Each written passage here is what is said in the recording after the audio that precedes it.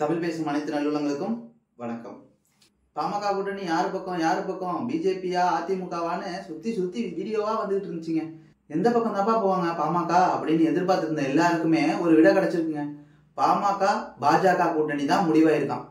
இது உறுதி அப்படின்னு சொல்றாங்க. இதை பாமகவின் பொதுச் செயலாளர் திரு வடிவேல் ராவணன் அவர்கள் சொல்லியிருக்காருங்க.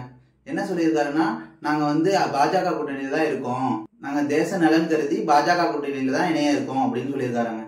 அதாவது பாஜக பாமக கூட்டணி தான் இங்க சரியா இருக்கும் அப்படின்னு எல்லா தரப்புமே சொல்றாங்க.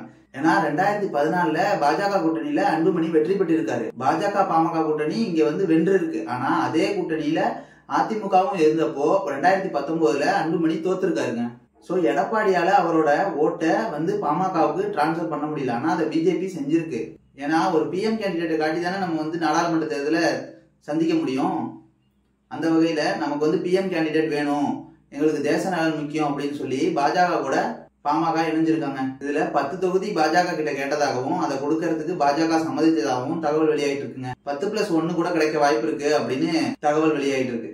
எப்படியோ பாமகவோட கூட்டணி தெரிஞ்சிருச்சுங்க. எத்தனை நாள், ஒரு நாள் அதிமுகவோட கூட்டணின்னு நியூஸ் வரும், ஒரு நாள் பிஜேபி கூட கூட்டணின்னு வரும், ஏன் திமுக கூட கூட்டணின்னு கூட வந்திருக்கு. இப்ப முடிவு வந்துருச்சா, பிஜேபி பாமக கூட்டணி, இந்த கூட்டணி வெற்றி பெறும், இந்த கூட்டணி தான் ஸ்ட்ராங் அப்படின்னு சொல்றாங்க. நாடாளுமன்ற தேர்தலுக்காக பிஜேபி கூட போனா அப்ப சட்டமன்ற தேர்தலில் பாமக அவ்வளவுதான் அப்படின்னு ஒரு சில பேர் கூறிட்டு இருக்காங்க. இதுல உண்மை என்னன்னா, 2026 பாமக தனிச்சுதான் நிக்க போறோம்னு எப்பவோ அறிவிச்சிட்டாங்க. சோ 2024 நாடாளுமன்ற தேர்தலில் பிஜேபி கூட கூட்டணி அமைச்சு இதுல ஒரு 3 எம்பி ஜெயிச்சிட்டாங்கனாலே இவருக்கு ஒரு மத்திய அமைச்சர் பதவி பாமகவுக்கு கிடைக்கும் அப்படின்னு சொல்றாங்க. அது மட்டும் இல்லாம 2026 பிஜேபி கூட்டணியிலேயே அன்புமணியை முதல்வர் வேட்பாளராக கூட அறிவிக்க வாய்ப்பு இருக்காங்க. எப்படியோ பாமக பாஜக கூட்டணி முடிவாயிருச்சு. அபிஷியலா வடிவேல் ராவணன் அவர்கள் அறிவிச்சிருக்காரு. நன்றி, வணக்கம்.